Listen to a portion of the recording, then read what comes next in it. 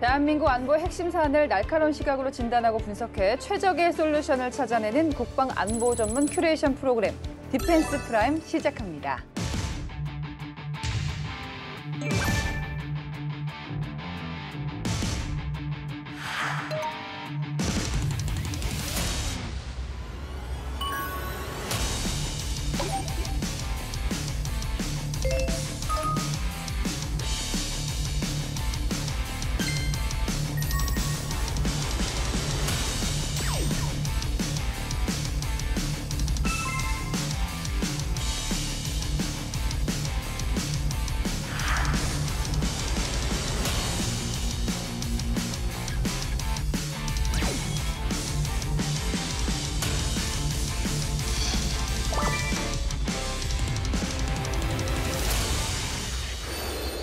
네, 대한민국 안보 핵심 사안을 날카로운 시각으로 진단하고 분석해 최적의 솔루션을 찾아내는 국방 안보 전문 큐레이션 프로그램 디펜스 프라임, 오늘도 최고의 안보 전문가와 함께합니다.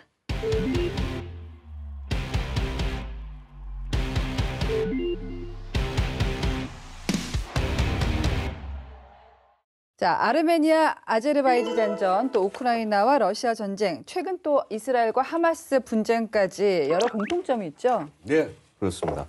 바로 드론입니다. 드론이란 통상 우리가 무인 항공기로 부르지만은 무선 조종에서 제어되는 선박, 네. 배도 드론이라고 부릅니다. 드론이라는 이름이 최초의 무인기라고 알려진 퀸비라는 표적 예인기가 있습니다. 네.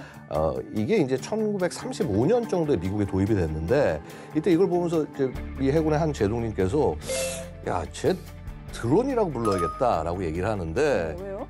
드론이라는 게 원래 의미는 숫벌, 혹은 뭐 약간 좀 게으른 사람. 그래서 이게 뭐냐면 스스로 작동하지 않고 무선 조종에 의해서 움직이면서 막 시끄럽다 그래서 야, 이게 숫벌하고 비슷하다. 여왕벌에서 숫벌로 성이 바뀌었네요. 숫벌은 이제 그렇지 않습니까? 이제 하는 일이 딱 하나밖에 없으니까. 강등당했네요. 예, 예. 자, 그래서 사실 이제 그래서 1930년대 표적 예인 임무에나 쓰이던 건데, 이게 한 이제 1960년대 정도가 되면은 네. 정찰 임무에 투입이 되고요. 특히 이제 1993년 걸프전에서는 본격적으로 전쟁에서 활용이 되기 시작을 하는 거죠. 그다음에 2000년대에 들어서 이제 소위 미국이 대테러 전쟁을 수행하던 시기에는 하늘의 암살자, 그래서 이 테러범들, 요인들을 제거하는 그런 임무를 했었고요. 네. 자, 근데 이제 2020년에 전쟁, 예, 그다음에 2022년에 우크라이나 러시아 전쟁. 자, 여기서 보면은 이제 드론이 소위 강대국이 혹은 대부대가 사용하는 고가의 첨단 장비가 아니라 중소국가도 거리낌 없이 운용할 수 있고, 이제 분단급이나 사단급뿐만 아니라 소대나 심지어는 분대급에서도 마음껏 활용하는 전쟁의 기본 수단이 되었다라는 것이 최근의 교훈이죠. 우리가 생각했던 것보다 역사가 깊은데요. 자, 디펜스 프라임. 자, 오늘의 주제는 드론입니다. 최근 몇 년 사이에 이렇게 드론이 핵심 전력 중에 하나로 급작스럽게 떠올랐는데요. 어떤 이유 때문입니까? 이게 간단하게 해서 전쟁의 패러다임을 바꿔버렸습니다. 사실 예전에도 예를 들자면은 적을 원거리에 있는 적을 타격하려면 미사일을 쏜다든가, 네. 아니면은 하늘에서 사진을 찍고 싶으면 정찰기를 날린다든가, 이런 식으로 드론이 하던 일들을 하던 체계들 자체는 있었어요. 그런데 문제는 드론이 나오면서 그게 훨씬 많아지고 흔해지고 거기다가 쓰는데 훨씬 주저가 없게 된 거죠. 예를 들자면은 정찰기를 띄워서 항공정찰을 한다. 조종사가 죽을 수도 있으니 그게 조심스럽죠.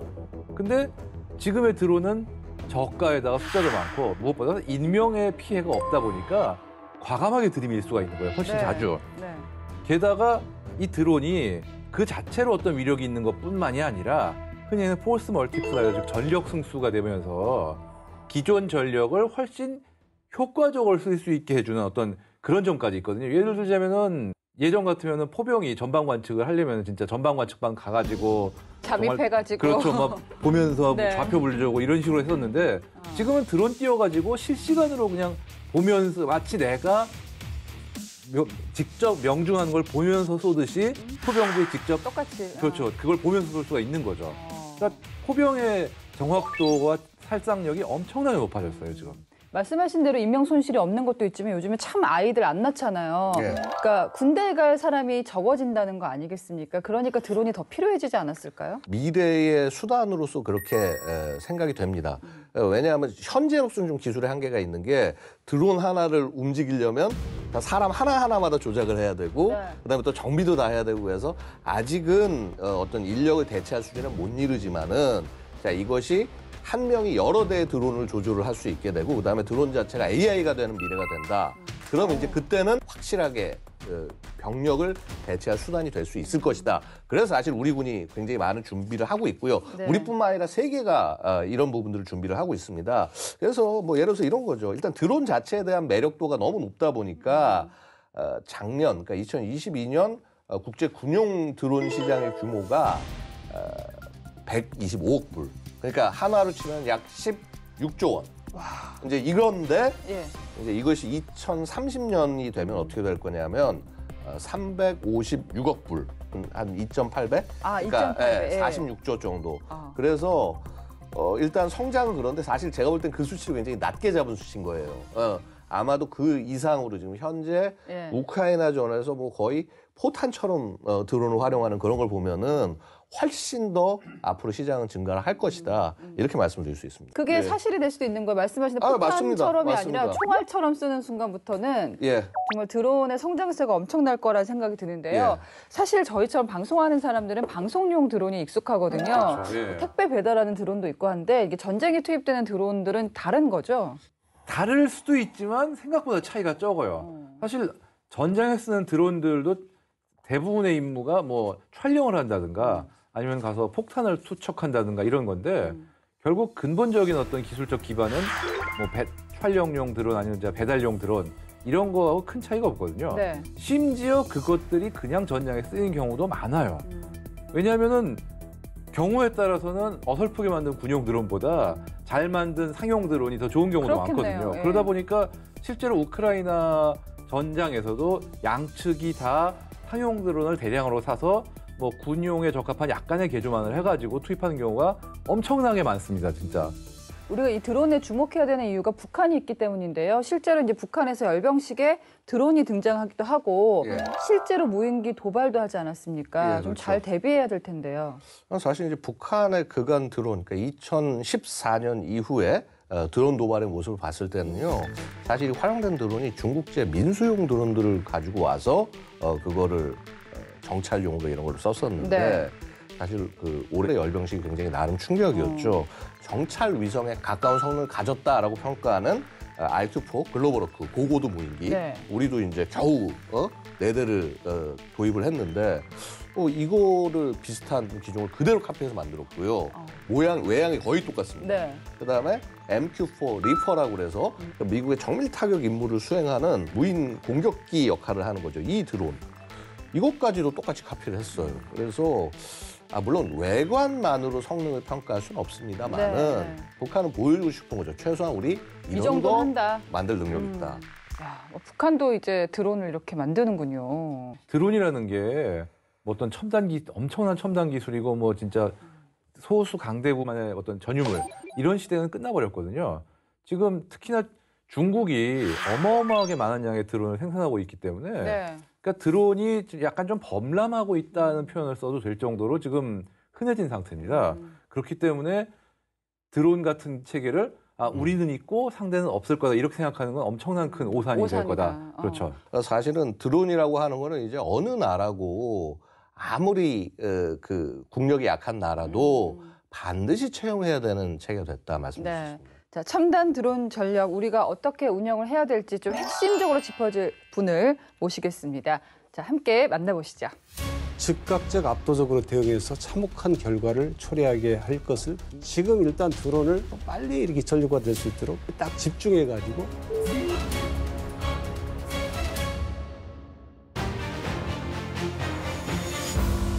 네, 드론 전담 부대를 창설하는 게 지금 세계적인 추세인데요. 우리도 했습니다. 예, 무려 저희가 사령관님을 모셨는데요. 네, 드론 작전 사령관 이부영 소장입니다. 이렇게 초대해 주셔서 감사드립니다. 예. 자, 드론 작전 사령부 창설하고 나서 굉장히 바쁘셨겠어요. 사실 바쁘냐고 물어보면 통상 괜찮습니다라고 말씀을 드려요. 근데 사실 바쁩니다, 굉장히. 왜냐하면 이제 저희들이 창설하고 나서 보니까 조치해야 될 과제들을 쭉 뽑아보니까 한 240여 건이 되더라고요. 예, 그게 이제 저희가 드론 작전 사령부의 특성이 이제 작전을 수행하는 작전 사령부이면서 또 전투 발전을 수행하는 기능 사령부 역할을 수행해야 됩니다. 작전 사령부라고 하는 것은 거대한 조직이 작전을 수행하기 위해서는 대단히 유기적인 협조와 통합이 필요하거든요. 네. 그게 각 지작사, 또 공작사, 해작사, 또 해병대사 모든 작전사와 또 통합돼야 되는 그런 문제가 있고, 또 전투 발전 같은 경우는 이런 드론 조종사와 정비사를 양성해야 되는 그런 문제도 있고요. 또 전력 증강을 해야 되는 문제, 정비 안전 관리. 그래서 이런 다양한 것들을 수행하기 위해서는 대단히 지금 바쁜 그런 우리 부대원들이 일과를 진행하고 있는데요. 네. 아무튼 국민의 기대가 큰 만큼 또 저희들이 최선을 다해서 부대 창설과 또 완전한 임무 수행을 위해서 노력하고 있습니다. 제가 사실 저 드론 작전사를 보니까 우리가 드작사라고 드작사 이렇게 이제 줄여서 말씀드리는데 사실 창설 놓고 말들이 많기는 했습니다. 그러니까 일선 부대에서 운영하면 되지 뭐 이제는 분대도 운영하는데 그거를 도와줘야지 굳이 사령부 하나 더 만들어야 되냐라는 얘기부터 아니면 2022년 그 12월에 있었던 북한 드론 도발 이거 그냥 저 뭐라고 그럴까 대책 마련했다라고 보여주려고 하는 거 아니냐. 보여주기 식이다. 이제 이런 비판들이 좀 있었는데 지금 말씀을 들어보니까 그래도 굉장히 그 전투와 그다음에 또 혹은 기능사령부로서 양쪽의 역할을 굉장히 잘 이렇게 결합을 해 나가시는구나. 근데 정말 병력이 너무 부족하지 않으십니까? 지금 저희들이 확보할 수 있는 최대한 그런 병력을 확보했고요. 네.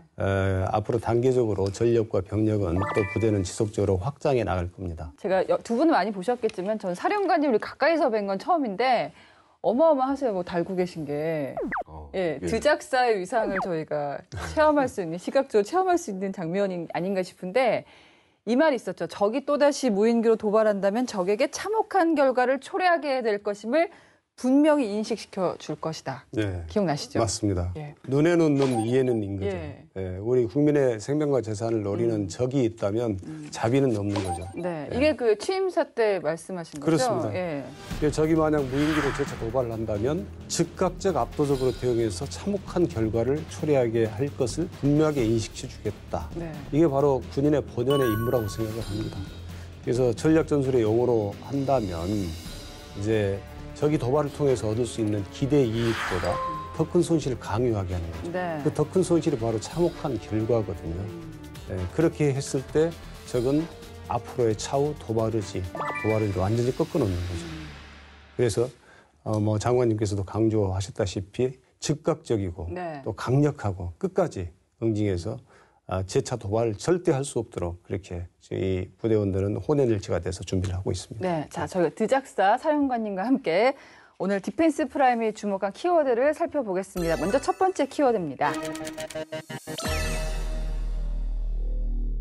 자, 첫 번째 키워드는 AI 유무인 복합 체계입니다.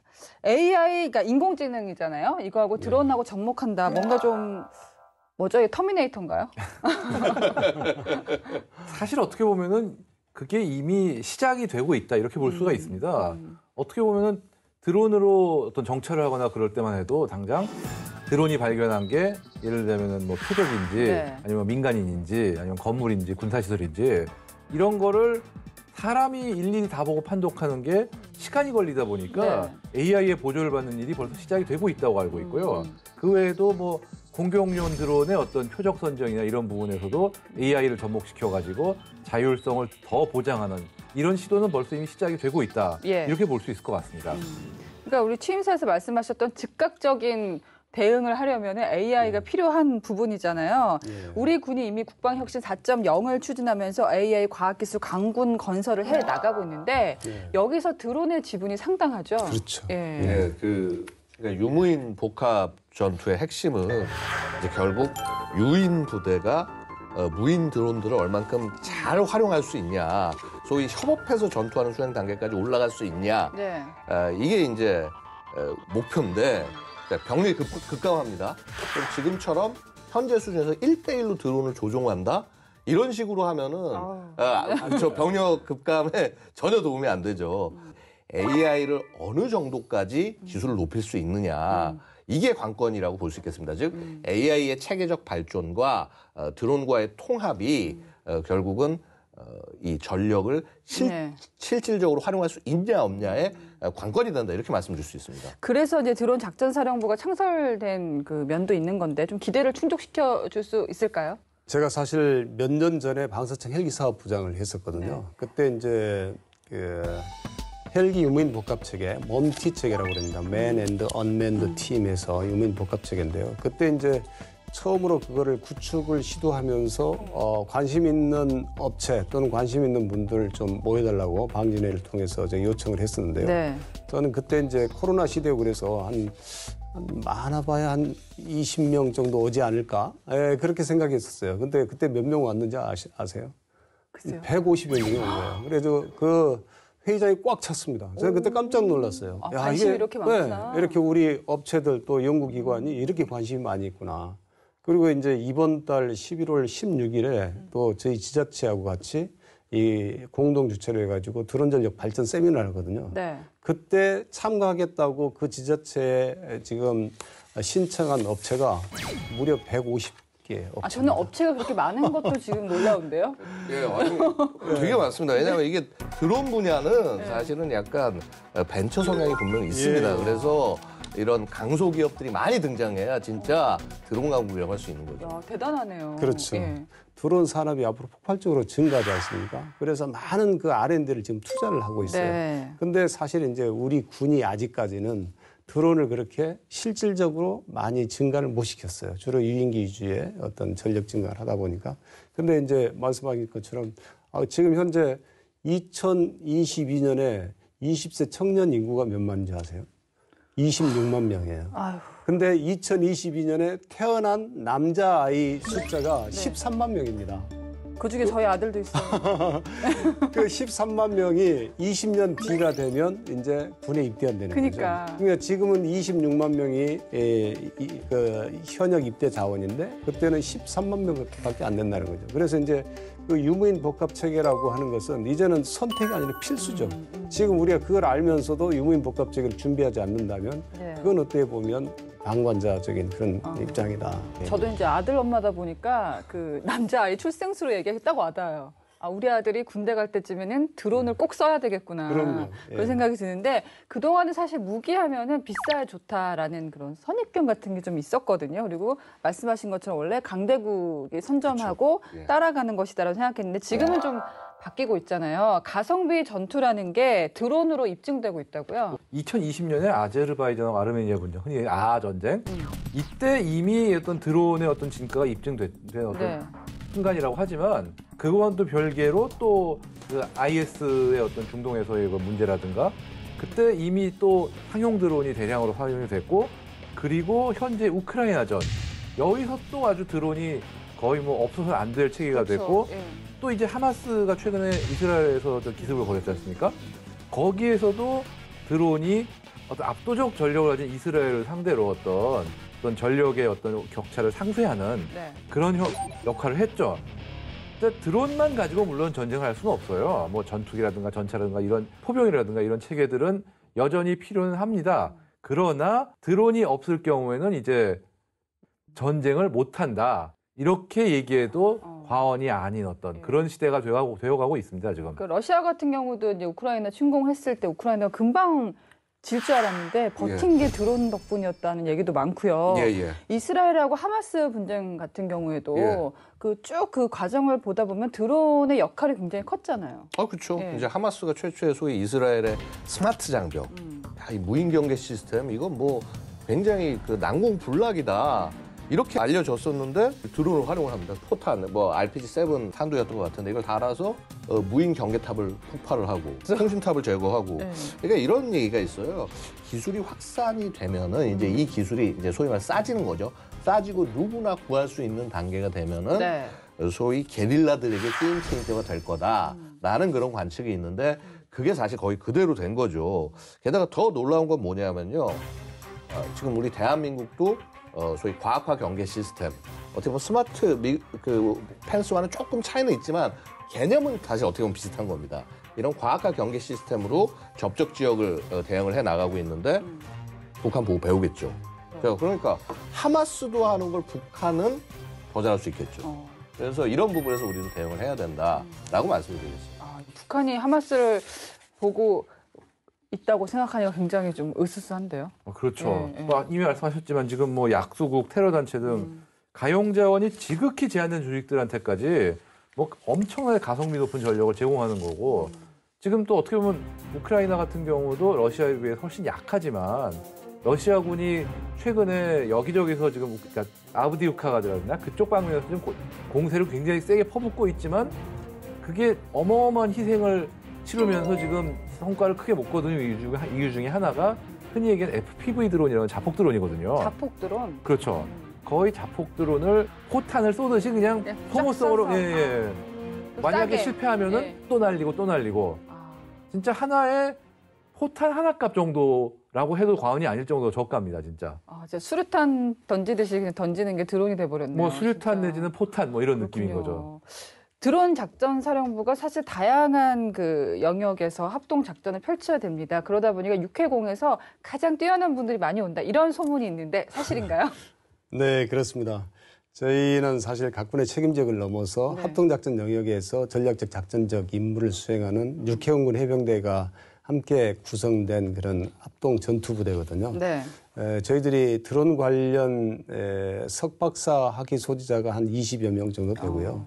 그다음에 실제 드론 조종 자격증을 가진 인원이 전체 25%가 되고 또 간부 비율이 80%예요. 네. 아마 우리 군의 그 부대 중에 전투 부대 중에서 가장 간부 비율이 높은 그런 부대라고 할 수 있죠. 네. 그리고 또 이제 육해공군 해병대 장병이 모이다 보니까 대단히 다양한 직책을 수행한 이 인원들이 많습니다. 예를 들면 전투기 조종사에서부터 또 헬기 조종사, 또 이지스함 승조원, 또 요격 관제사, 센서 통제사, 예. 영상 분석관, 뭐 이러한 다양한 직책을 가진 인원들이 있다 보니까 예를 들어서 항공기상, 우리가 말로 항공기상은 이럴 거야라고 배우지만 그게 실제 요란기류 속에서 조종을 해본 사람만큼 잘할 수 있습니다. 그렇죠. 그리고 또 파도 뭐 해양기상 이럴 거야 하는데 해양에서 그 파도를 극복하면서 조타를 해본 사람 이상으로 해양기상을 잘할 수 있는 사람이 있을까요?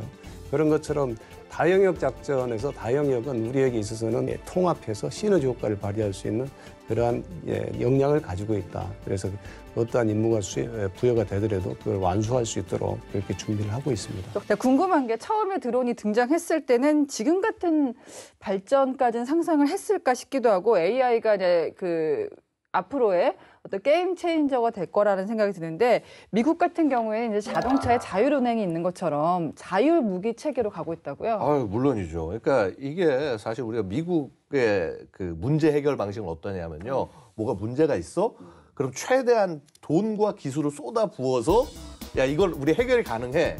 라는 식이 전형적인 미국의 방식인데 사실 그런 미국조차도 지금은 어떻게 얘기하냐면 small, smart, cheap. 그러니까 작고 똑똑하고 값싼 드론을 대량으로 확보하자로 얘기를 하고 있어요. 앞으로 20년간 드론을 수천여 대를 추가하겠다. 수천여 대. 수천여 대를 추가를 해서 스웜 어택. 마치 이렇게 막 벌떼들이 막 우르르 몰려가지고 공격을 하듯이 군집 공격이라고 우리가 하는데 그거를 할 수 있게 하겠다. 근데 군집 공격을 하려면 아까 말씀드렸다시피 AI에 기반한 작고 똑똑하고 값싼 드론을 대량으로 전선에 쫙 보내서 자, 전방 곳곳에서 알아서 자기가 근실 시간으로 정보를 수집을 하고요. 그다음에 필요하면은 야, 군수 지원이 여기 필요해? 얘가 가서 날라주고 방어 임무에 필요해? 하고 또 근데 요거를 그냥 하는 게 아니라 통신이 중요해요. 즉 정보통신이 지상 기반이 될 수도 있지만 막 적진이다, 해외다 그러면은 우주통신 기본 중에 기본이거든요. 그렇죠. 그래서 그런 것들을 결합을 해서 자, 드론을 자율 무기 체계 이렇게 활용할 수 있도록 하겠다라고 하는 청사진을 내놓고 있는 것이죠. 야, 미국이 이 정도면 우리도 빨리 이제 움직여야 될 텐데 우리가 자율무기 체계로 갈 수 있을까? 군은 어떻게 준비하고 있습니까? 사실 저희가 이제 좀 우려스러운 부분들이 이제 전력화는 너무 오래 걸려요. 너무 오래 걸리다 보니까 사실 드론과 같은 이런 기술 발전 속도가 빠른 무기 체계들은 굉장히 신속하게 획득을 해야 되거든요. 왜냐하면 소요를 제기했을 때 이게 최고의 기술이라고 했는데 이게 10년 동안 개발하다 보면 10년 뒤에는 굉장히 진부한 기술이 돼버리거든요. 튀르키예 같은 경우는 세계에서 가장 드론을 많이 수출하는 중대형 드론을 가장 많이 수출하는 국가가 됐습니다. 거기를 제가 좀 연구를 해보니까 거기는 바이락타르 TB1 같은 경우는 2012년도에 개발을 시작해서 2014년도에 실전에 배치했어요. 그러면서 또 이렇게 중첩 개발을 하면서 그 바이락타르 TB2를 또 개발하면서 그거는 1년 뒤 15년도에 실전에 배치한 겁니다. 그만큼 이게 스피드가 빠른 거거든요. 네. 그런 스피드를 우리가 좀 벤치마킹을 해야 되겠다. 그래서 그렇게 하려면 첫째는 너무 고성능의 그런 첨단 고성능만을 우리가 고집할 게 아니라 지금 일단 드론을 전력하면 바로 쓸 수 있는 정도 수준, 그 정도에서의 그 ROC를 내서 빨리 이렇게 전력화될 수 있도록 좀 여건을 조성해 줘야 되겠다. 네. 그다음에 또 절차를 간소화해야 돼요. 지금 절차가 지금 보면은 이게 소요 제기부터 최종 그 전력화까지 한 70여 단계의 절차가 있거든요. 70여 단계요? 네, 너무 많은 이제 절차죠. 그거 하다 보면 최소한 행정 소요가 한 7, 8년이 들어가는 거죠.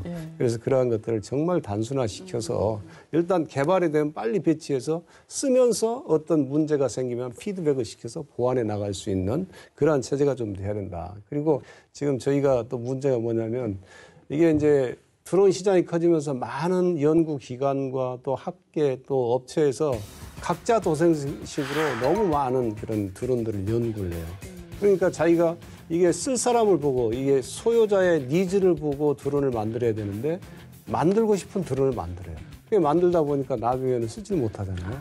그래서 그러한 것들을 좀 국가적인 차원에서 좀 계열화, 모듈화를 해야 되겠다. 네. 그래서 대형급, 중형급, 소형급 이런 플랫폼을 좀 표준화시켜주고 또 이게 어떤 용도로 쓸 거냐. 예를 들면 뭐 공격용으로 쓸 건지 아니면 정찰용으로 쓸 건지 심리전, 전자전, 통신 중계용 이런 모듈화를 해서 좀 표준을 제시해줘서 네. 우리의 국가의 R&D 역량이 이 손실이 없이 낭비가 없이 딱 집중해가지고 네. 그러한 것들을 바로 무기체계로 연결시킴으로 해서 우리 국가의 IT 역량을 이 강군 육성에 바로 접목시킬 네. 수 있고 또 수익으로 창출할 수 있도록 그렇게 해서 윈윈하는 그런 이 드론 산업 시장을 만들어 나가야 되겠다. 그렇게 생각을 합니다. 오늘 사령관님이 하고 싶은 그 가슴 속에 맺혔던 모든 한을 다 풀고 가시는 것 같은데 말씀하시는 거 보니까 군인 느낌보다는 어떤 비즈니스 기업 오너 같은 그런 느낌도 들어요. 아무래도 이제 기술 얘기를 많이 하시다 보니까 좀 이 말씀대로 시간을 좀 획기적으로 단축시킬 수 있는 방안은 없을까요? 범정부적인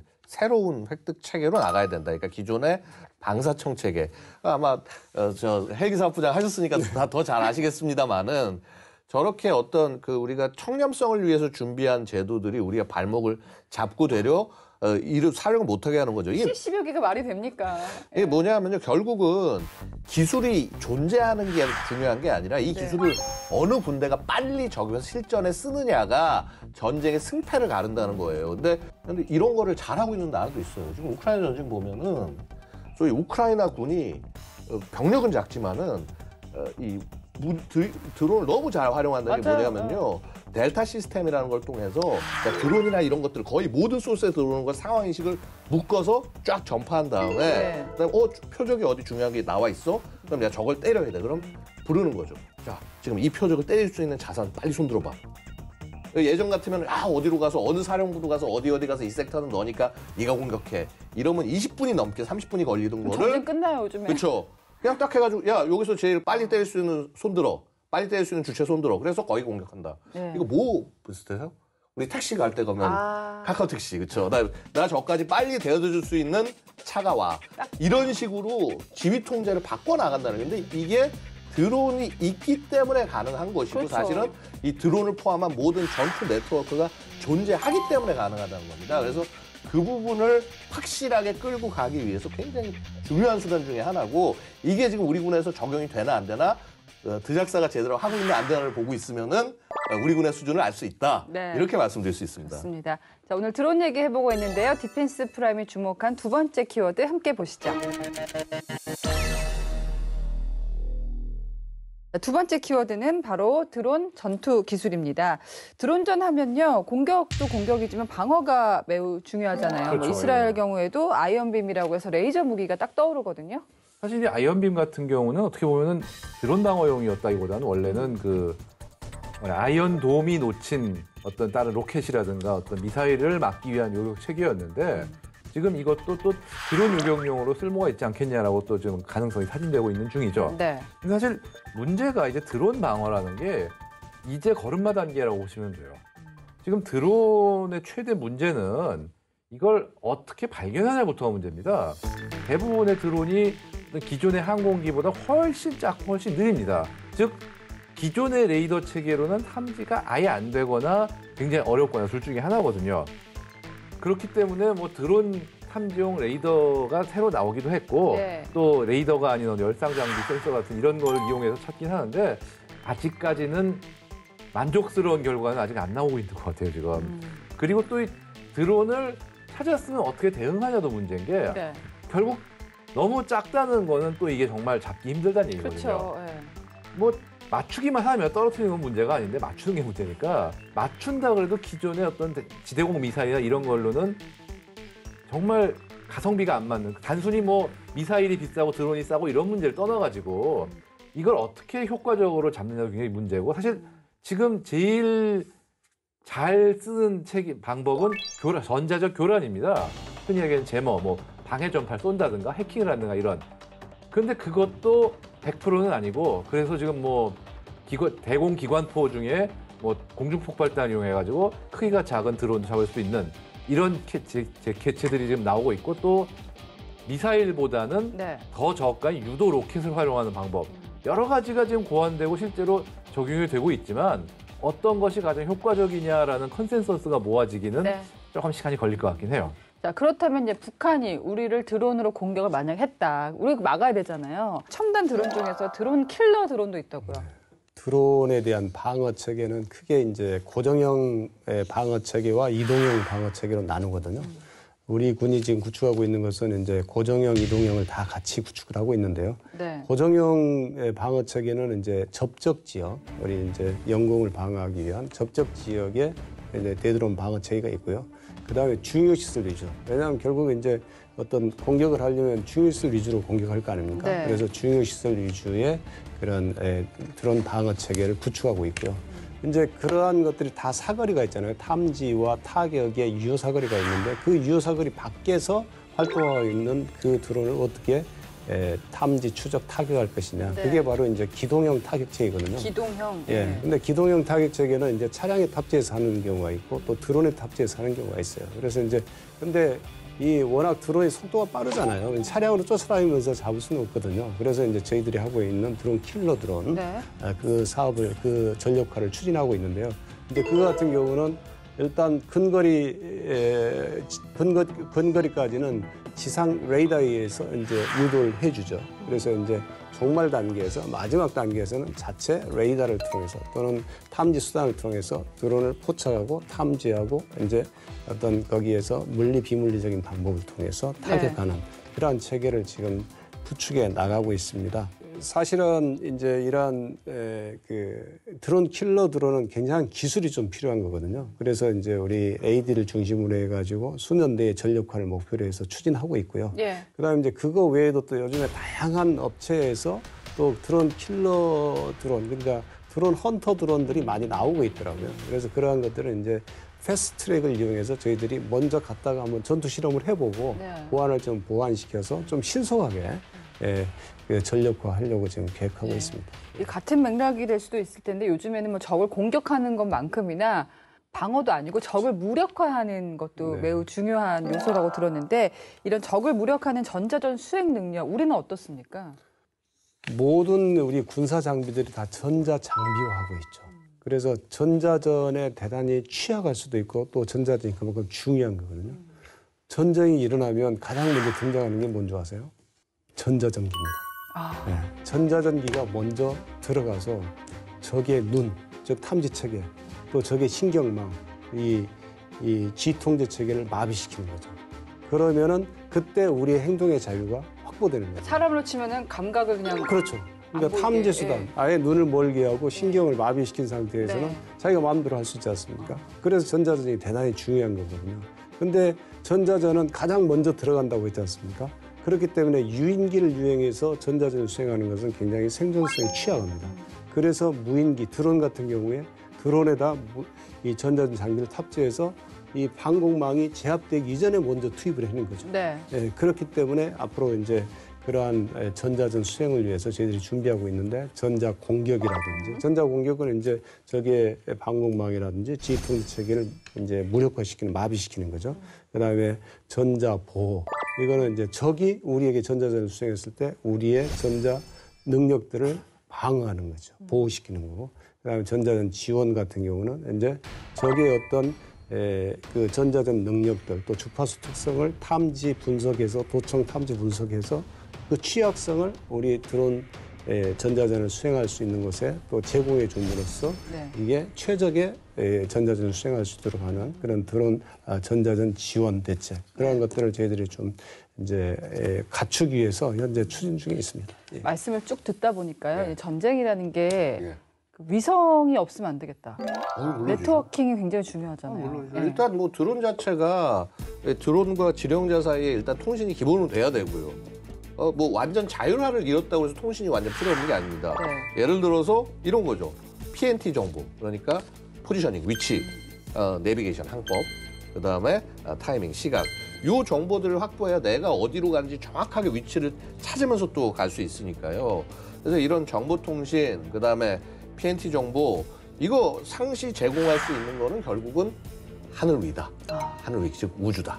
그래서 우리의 그 드론 작전도 우주 기반의 정보통신망을 갖출 수 있어야 이 한반도 전구 전체를 대상으로 제대로 수행할 수 있다. 네. 즉 드작사가 전략부대로서 기능을 하려고 하면 이것을 확보를 하지 못하면은 네. 한계가 있을 수밖에 없다는 거죠.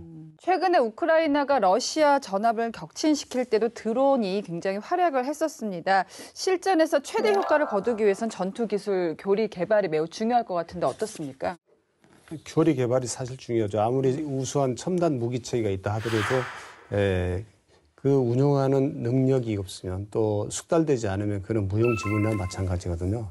그래서 저희도 이제 창설되면서 드론 교리 또 실전적 교육훈련의 중요성을 인식을 하고 이제 그 합동군사대학과 같이 연계해서 드론 교리를 지금 발간을 추진하고 있고요. 네. 그다음에 또 각 직책별 기능별로 해서 실전적인 교육훈련이 될 수 있도록 부단히 지금 숙달하고 있는 중입니다. 예. 예. 진짜 바쁘신 것 같아요.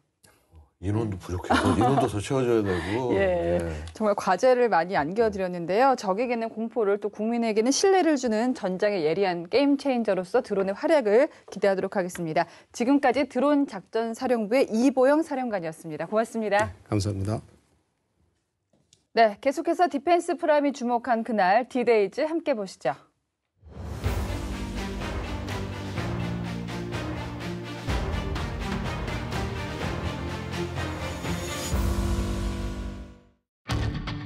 현대와 미래전을 승리로 이끄는 새로운 게임 체인저로 떠오르고 있는 드론.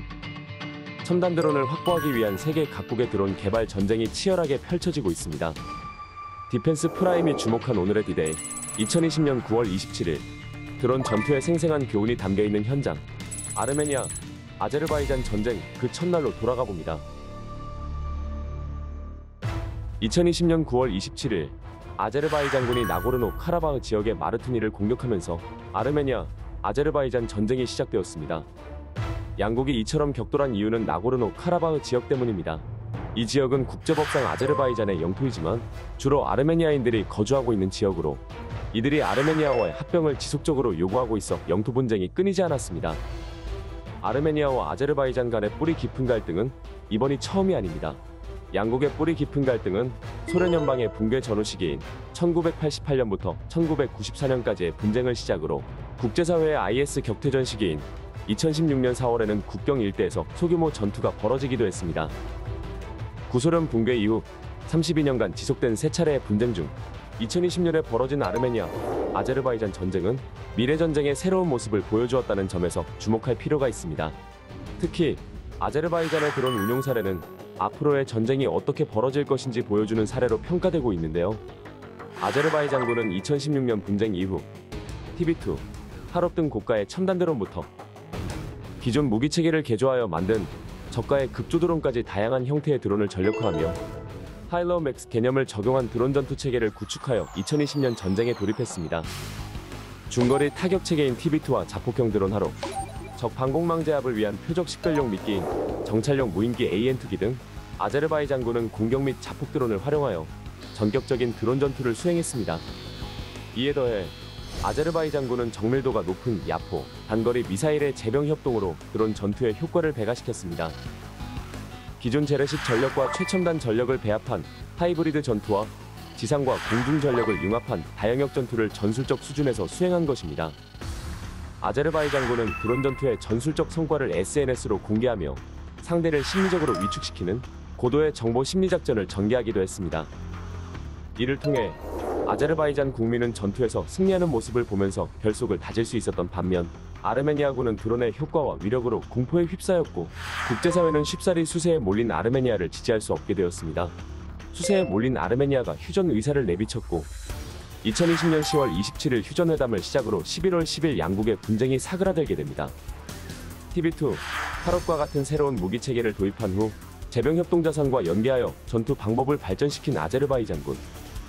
아제르바이잔군은 드론을 통한 공격으로 아르메니아군에 약 10억 달러의 피해를 입힌 것으로 추정됩니다. 드론으로 적의 방공망을 제압하여 승리를 이끌어낸 이번 전쟁처럼 드론은 현대전에서의 필수 무기가 되었는데요. 더 이상 미래의 무기가 아닌 현대전의 필수 무기인 드론. 지금 우리는 드론에 대한 더 많은 투자와 연구가 필요한 시점입니다. 미래전의 게임 체인저가 드론이다라는 얘기를 계속하고 있는데 세계 각국이 어떻게 경쟁하고 있습니까? 뭐 일단 이제 현대전에서 드론은 강대국만 혼자 갖고 있는 것도 아니고 네.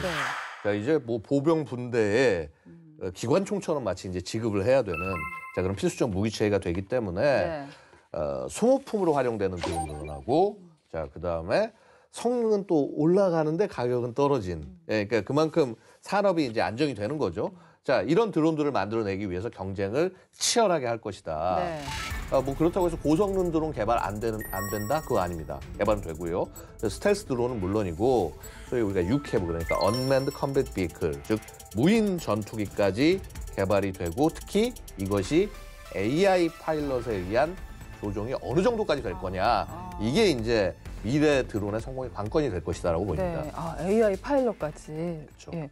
우리나라 이렇게 지도를 딱 봤는데 우리가 북한 얘기를 많이 했지만 그렇죠. 사실 굉장히 걱정스러운 게 러시아도 드론 개발하고 중국도 개발을 많이 한다고 하잖아요. 좀 굉장히 위협적인 느낌이 들거든요. 사실 가장 큰 문제가 결국 중국입니다. 지금 중국은 어떻게 보면은 뭐 세계에서도 거의 최고에 근접하는 드론 강국이고 무엇보다도 양적인 생산 능력에서는 그냥 압도적 세계 1위예요. 그러다 보니까 중국도 골치고 또 북한이 중국의 영향을 받든 어떤 직접적 지원을 받든 그로 인해서 북한의 드론 전력도 그 북한의 국력에 비해서 비대칭적으로 상승하고 있는 네. 그런 추세거든요. 그러다 보니까 이런 걸 감안하고 대비하지 않으면 유사시에 굉장한 피해를 입을 가능성이 있다. 굉장히 우려스러운 부분이 있습니다. 여기다가 뭐 중국, 그렇죠. 러시아, 북한 밀착하고. 예. 그러니까 그 말씀 잘하셨는데 북한은 이미 뭐 독자적 드론 개발해서 높였다고 해도요. 아까 말씀드렸잖아요. 위성 없으면 아무 소용이 없다는 거예요. 결국은 이 우주 기반의 정보통신 체계를 어떻게 북한이 갖출 거냐의 문제인데 얼마 전 김정은이 러시아 방문했을 때 푸틴이 약속을 했죠. 야 우주 개발 도와준다고 협력한다고. 그러니까 이 제대로 된 군사 우주 체계를 갖춘다, 통신 체계를 갖춘다. 우리에 대한 위협 더 높아질 수밖에 없는 겁니다. 네. 자, 주변국의 위협에 우리도 참 잘 대응을 해야 될 텐데요. 우리에게 어떤 자세가 필요한지 좀 말씀을 좀 부탁드릴게요. 예. 지금 드론을 아직도 어떻게 보면 좀 다가오는 미래의 일, 뭐 차근차근 준비하면 되는 이런 식으로 생각하시는 분들이 있는데 지금 눈앞에 닥친 현실입니다. 이미 우리는 드론 시대에 발을 담그고 있어요, 지금. 급하게 지금 추진하고 당면 과제로 봐야지 이거를 이제 다가오는 미래니까 미래를 준비하고 이런 자세는 이미 지나갔다고 봅니다. 그런 생각을 할 상황은. 네. 드론 뭐 이런 무인체계 굉장히 중요하긴 중요한데 결국은 전쟁 수행하는 건 인간입니다. 결국 첨단 드론을 만들어낸다. 무기체계 자체를 만들어내는 것만큼이나 더 중요한 게 뭐냐면 교리하고 전술. 얘를 언제 어떻게 써서 얼만큼 우리에게 이익을 가져오게 하고 희생을 줄이게 할 거냐. 네. 이거야말로 그 우리 군의 그 소위 유무인 복합체 개발에서 핵심 중에 핵심이다라고 말씀드리겠고요. 결국은 드론을 그다음에 사람을 전쟁에서 어떻게 활용을 하고 어떻게 지켜낼지 이런 전투 철학을 가지는 것이 네. 우리 군에서 굉장히 중요한 일이라고 말씀드리겠습니다. 네, 지금까지 첨단 드론과 유무인 복합 체계에 대해서 이야기를 해봤습니다.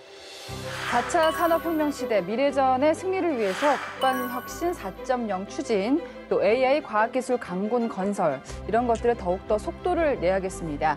디펜스 프라임 오늘은 여기까지입니다. 저희는 다음 주 목요일 밤 10시에 다시 찾아뵙겠습니다. 고맙습니다.